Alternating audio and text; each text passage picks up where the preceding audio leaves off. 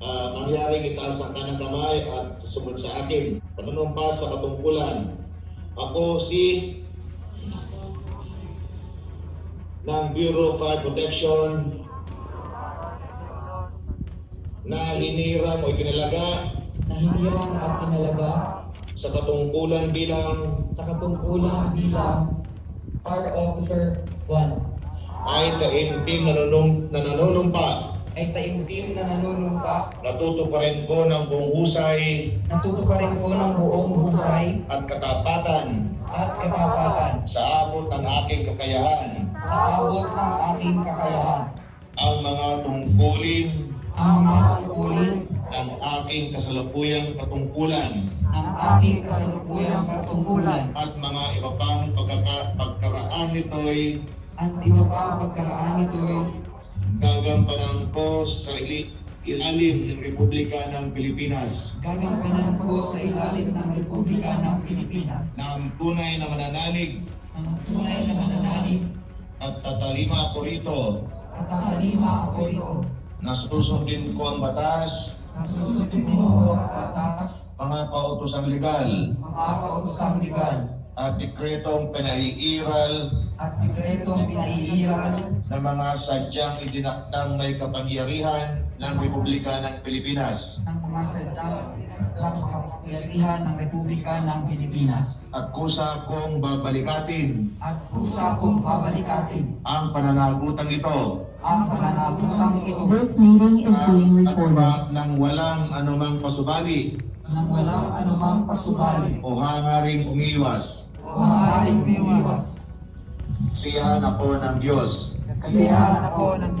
Congratulations.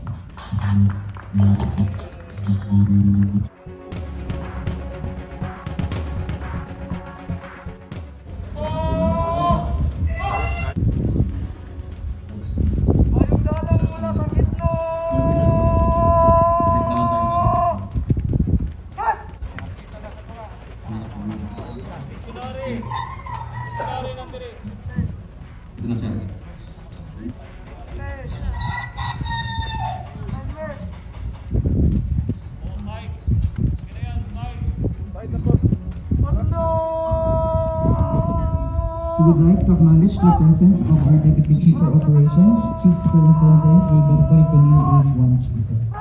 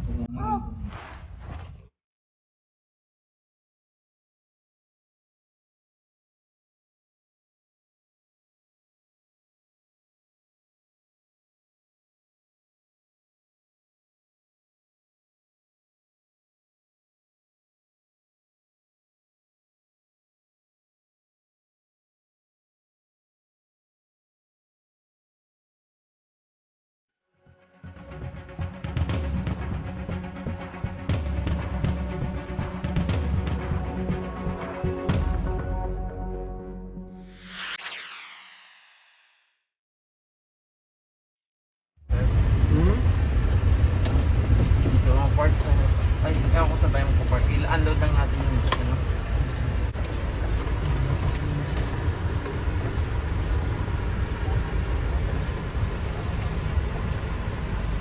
Mama si RD mo.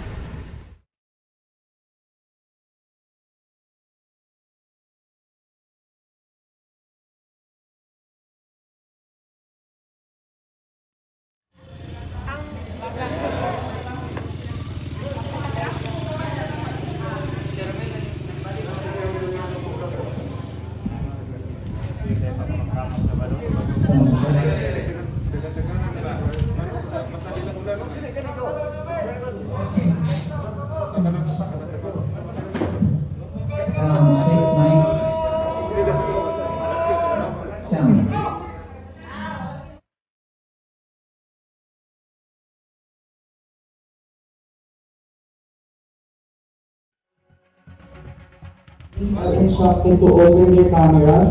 I repeat, all Zoom attendees are instructed to open their respective cameras. Thank you and good morning.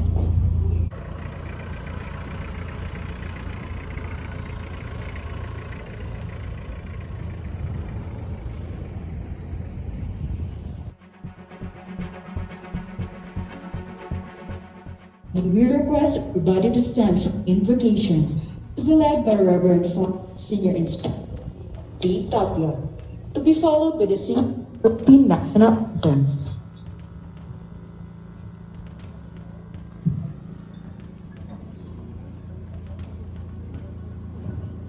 Kilala sa mga tanda, nagbibigay ng lakas sa amin. Sinasabang itinararamdaman namin, walang asawa kaming sumasambit ng papuri sa iyong kadakilaan. Humihingi kami ng kapatawaran sa mga kasalanan at pagsalansang sa mga nagawa namin hindi kalagutugod sa iyo. Nagpapasalamat kami sa mga nag-umapaw na biyayang aming tinatangkap. Panginoon, sa araw na ito ay isasagawa ang simultaneous oath-taking ceremony ng mga bagong Fire Officer 1 mula sa Luzon, Visayas at Mindanao. Sila ang mga nagsumikap upang makaanib sa aming kagawaran. Bigyan mo sila ng tibay ng loob sa kanilang pagiging pagsasanay, karunungan at talino sa kanilang pag-aaral, at higit sa lahat, magkaroon ng matibay na pananampalataya sa iyo. Sa kanilang gagawing paglilingkod sa sambayanan, ilayo sila sa kapahamakan, sakuna at ligalig. Bigyan mo ng kakayanan silang malaman kung ano ang tama sa mali at kasinungalingan sa katotohanan. Huwag silang masilaw sa ningning ng pera at islap ng karangyaan. Maging matapang sa pagsisiwalat ng katiwalaan at lagi mamuhay sa katotohanan. Basbasan mo ang Bureau of Fire Protection sa pamumuno ng aming Fire Director, Jose Segundo Imbang Jr., 10 ng kanyang mga kasama. Bigyan mo kami ng katatagan loob sa aming pagharap sa mga hamon ng buhay, lalong-lalo na ngayong panahon ng pandemya. Ang lahat ng ito ay aming hinihiling sa pamamagitan ni Kristo kasama ng Espiritu Santo, magpasawalang hanggan. Amen. Santoriano, Pintakasi ng mga pamatay sunog, ipanalangin mo kami. Sa ngalan ng Ama, at ng Anak, at ng Espiritu Santo. Amen. Everybody, take my command. Pugay kamay! Mga kababayan, ang pambansang awit ng Pilipinas.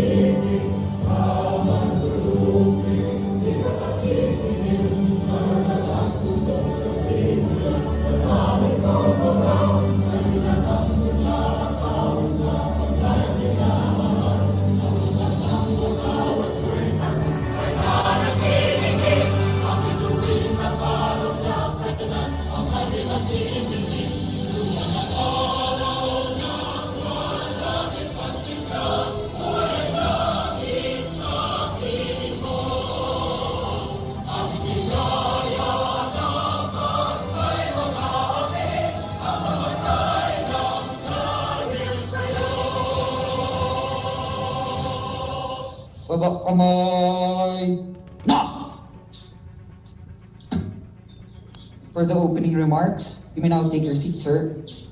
May we request Chief Superintendent Roel Jeremy G. Diaz. And now, for the presentation of applicants for the rank of Fire Officer 1, may we request Chief Superintendent Louis S. Puracan, Director, Directorate for Personnel.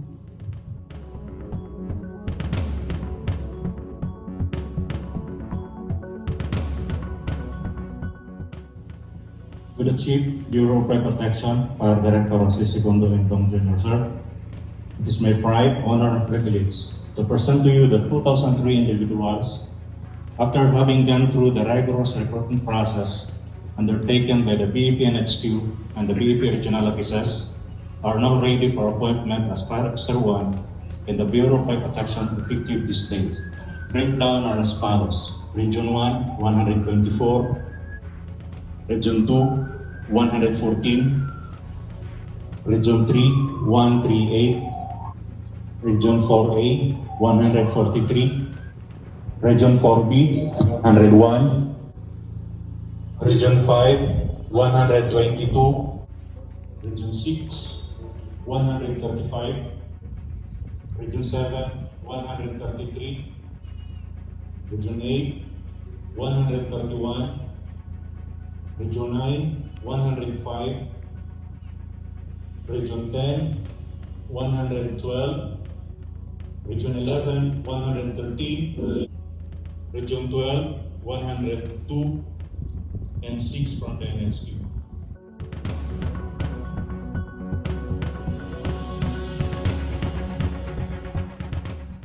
These 203 individuals now are ready for appointment for the rank of Fire Officer 1.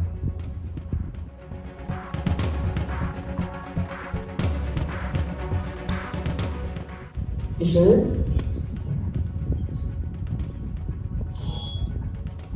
Director Jose Segundo Embang Jr., Chief, Bureau of Fire Protection, will not administer the oath of office of the new Fire Officer 1 to be directly followed by his message. Our time at saka yung time ninyo ngayon as new recruits. Sabi ko nga sa inyo, we're seeing a better future for the Bureau of Fire Protection compared with during our time. Kasi during our time, walang gusto pumasok sa bumbero. Pag hindi ka nakapasok sa police na, mag-bumbero ka na lang. The terminology was lang. Ang pakitingnan yun. And even recently, there were a lot of officers and officials from the government that when they see the Bureau of Fire Protection, their expectation was just running, waking up upon hearing the call of emergencies. Yung pagka nagkaroon ng ringing the bell of the Bureau of Fire Protection, that it's your responsibility to immediately wake up and sumakay sa fire truck. And that is not anymore the Bureau of Fire Protection of the day, because we are these heroes of public safety. In fact, the BFP is the cornerstone of emergency preparedness and response, and that was proven during the Senate hearing and congressional hearings. And I was one of the witnesses how they have treated the Bureau of Fire Protection again during our interpellation. When before attending the interpellation, there were only 2 senators listed down their names to interpellate the Bureau of Fire Protection. We were expecting then that we will be able to end up and finish the interpellation for just 2 days or 2 or 4 hours. Then, to our surprise, we ended up coming back and forth to the Senate for 4 days. And because the BFP only learned how important the Bureau of Fire Protection is, sabi nga nila, ito palang ginagawa ng Bureau of Fire Protection. So they unanimously approve and endorse the approval of the modernization. And since then, sabi nila, ang laki ng expanded role ng Bureau of Fire Protection. And we can depend from that. Alam niyo, I am a traveler. I go all over the world, and I have seen how important the fire departments are. When I was still in Japan, I took up my rescue course for almost 4 months. Of course, John Kwan-Chu here also attended the rescue course in Japan. And whenever you are wearing your orange uniform, they see in you the qualities of a hero. Nagkakaroon sila ng lumalakas ang loob at pakiramdam, the safety level of the community ay assured whenever they see a firefighter wearing an orange uniform. I'm not promoting the orange uniform, the rescue, but what is important is that we see that there are important divisions, units in the Bureau of Fire Protection now in response to the modernization. Alam niyo, what do we expect from you? What do you expect from the administration? It's up to you. Alam niyo, the headquarters is now ready, all preparing, especially the organizational structure of the Bureau of Fire Protection, so that later on, when you decided to join this unit, then you're free to do so. You will be added in the roster of experts in the Bureau of Fire Protection. It depends on what you like. Huwag niyong pilitin ang sarili ninyo no matin sumama dito if you don't like it. Alam niyo ang service, depende kung anong gusto mo. You can feel it. Yeah? Parang panliligaw yan eh. Yeah? Pilitin mo manligaw sa bahay, hindi mo gusto, you will end up na hindi maganda. But you have to feel it. Yan. Yeah? Yan ang pinaka-importante even towards our job sa ating sa agency. Try to figure out, try to test yourself kung saan ka magiging successful. And that is important from our new recruits, understanding what your bureau is, how does it look like. Then, try to find out saan ka pa pwedeng maging successful. Huwag tayong puro complain. There are a lot of complaints coming from our personnel because sabi nga nila, akala nila, rights nila yung kung ano ng mga posisyon. No, that is a privilege. It depends on how you perform. What is important is your commitment to achieve your goals. There are two kinds of yung mantra mo, would it be your career or professional development or the other way around? It depends, but what's important is we're able to reciprocate the kindness of the President after saying that he will modernize the Bureau of Fire Protection. Of course, he knows it because he was mayor for so long. And he understood and he still understands the importance of firefighting. Napakahirap explain sa ating mga kababayan kung ano talaga ang real meaning fire ng BFP. But insofar as fire department is concerned, if you're going to read the mandate of the Bureau of Fire Protection, you will be surprised. Alam niyo noong I have been to different agencies while in the government service, and one of my tasks then was to study ano ba talagang ginagawa ng Bureau of Fire Protection. To their surprise, they have learned na BFP napaka-importante pala. Akala nila ang pamatay sunog lang tayo. And that was explicit, that was explained well by Senator Bato during our interpellation. And even yung mga senators sabi nga, galing pala ng Bureau of Fire Protection. Then we are now modernizing the Bureau of Fire Protection. While waiting for the approval of the law, we were given enough money as an initial step in modernizing the Bureau of Fire Protection. So, yung ating mga recruits, is important for you to ask and reach out with your seniors, your officers, and try to understand the makeup of the Bureau of Fire Protection, so that sooner or later, as you go with your as you go old, sabi na natin, as you're progressing in the Bureau of Fire Protection, alam niyo kung saan kayo pupunta. Pang-admin ka ba pang-operation ka ba, and there are a lot more. And I'm happy that we are improving, we are supporting the BFP organizational structure, and that is being required of us by sa DILG. We are to submit our revised organizational structure, and that is also stipulated in the draft law. So we have to fast track and move forward so that our personnel will be able to see where they want to, where they are comfortable, which unit or division they want to join, and share their expertise. Kaya nga ang taas ng requirements ng Bureau of Fire Protection. Yung ibang agencies, in fact, hindi naman kailangan college graduate, but in the Bureau of Fire Protection is very technical. That is the reason why in the last promotion, we have decided that we add officers coming from the non-officer ranks, and we are also including technical services, so that lahat naman kasi tayo, there are two kinds of officers, technical and staff. And there are line officers who are trying to be good in the administration and governance, while others are trying to be good in their technical field. And that is two important components in order to help and develop and achieve all the aspirations of the Bureau of Fire Protection. This cannot be done alone. Whoever be sitting as the next fire chief, but this is a collective effort and contribution all by all members, the 30, ilan na tayo ngayon?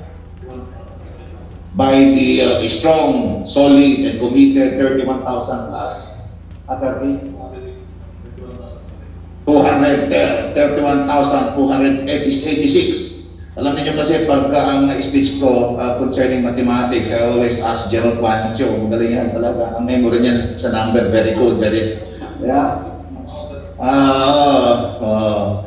Pagdating naman sa mga project development, ask the Chief Directorial Staff. Yan ang man behind the plans and programs of the Bureau of Fire Protection as we endeavor to meet.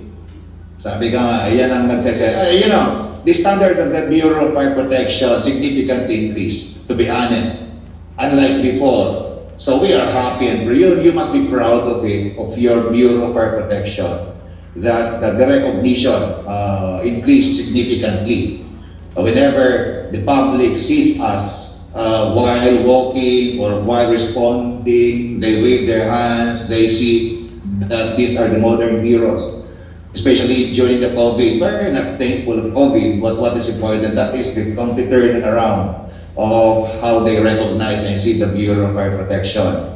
And we're happy to report and share with you, especially to our new recruits, that the IATF, the BCDA, the Office of the President is dependent from the Bureau of Fire Protection's participation in trying to contain, prevent the spread of COVID-19 in the Philippines by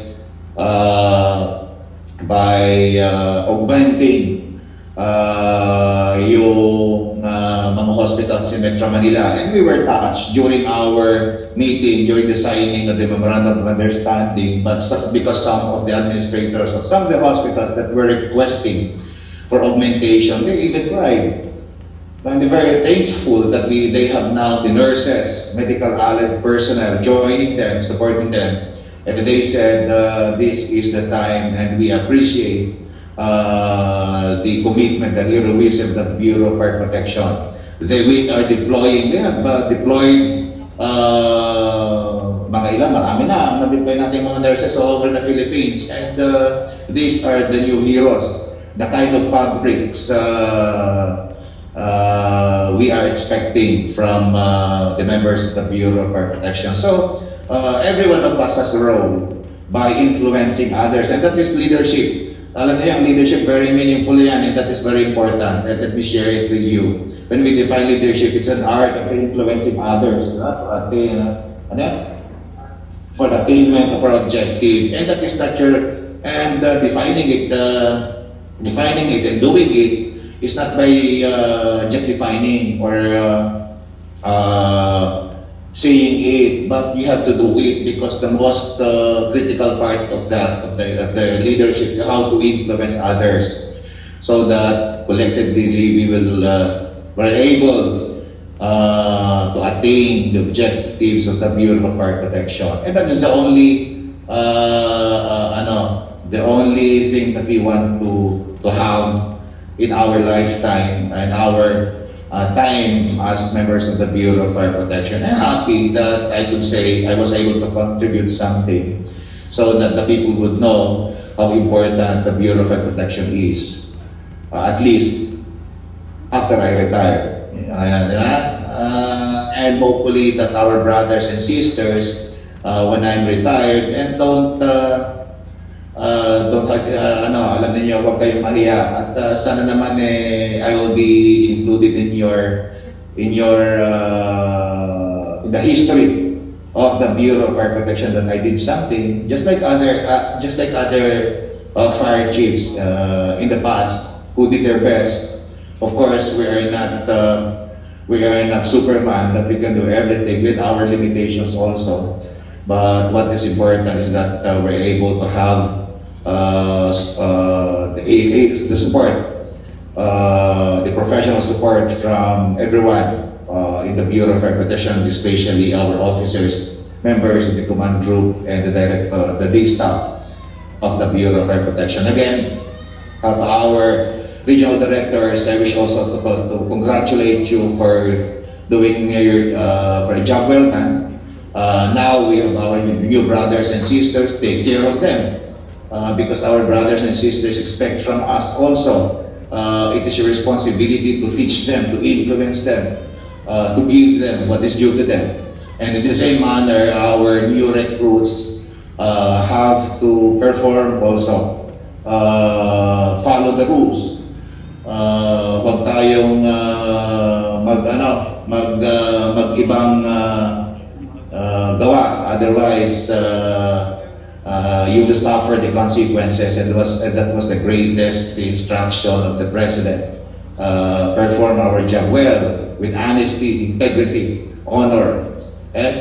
So from Regions 1 to BARM, CAR, everyone, to all the RDs, again, thank you very much. Congratulations to our new recruits. Welcome, and good morning to all.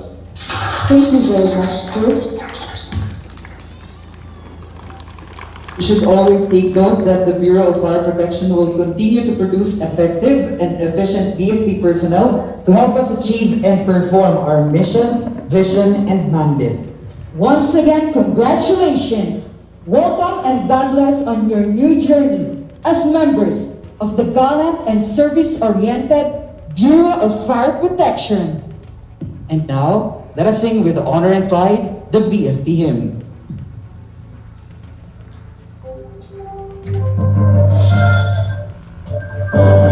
Saan tawagin ang pupulin, kami maasang tutugon pa rin.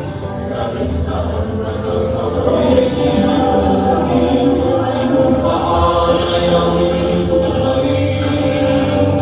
Kahit kailan inyong maasahan, kami laging handang apoy ay labanan. Ako'y naman sa kapaligiran, ako'y nasalo sa kaunlaran. Kahit saan, kahit kailan, handa kami na kayo'y paglaban. Ipagtanggol ang inyong kinabukasan, kahit buhay magsasakalan. Sa buhay mayroong isang pangarap, sa puso ay mayroong isang hinahanap. Nasa harap ng ako'y nagkakaalam, magampanan ang tungkulin ng tapat. Kahit saan, kahit kailan, handa kami na kayo'y maglaban. Ipagtanggol ang inyong kinabukasan, kahit buhay magsasakalan. Kahit saan, kahit kailan, handa kami na kayo'y paglaban. Ipagtanggol ang inyong kinabukasan, kahit buhay magsasakalan.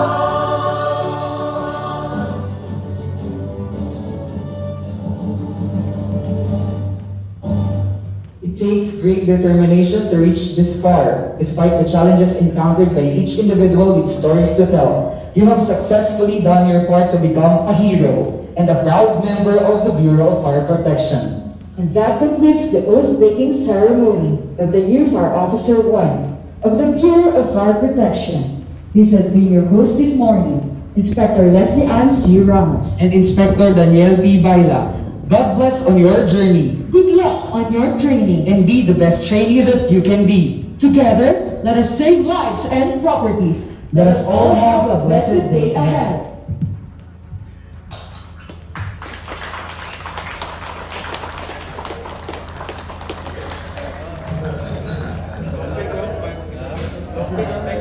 Laki sa babae.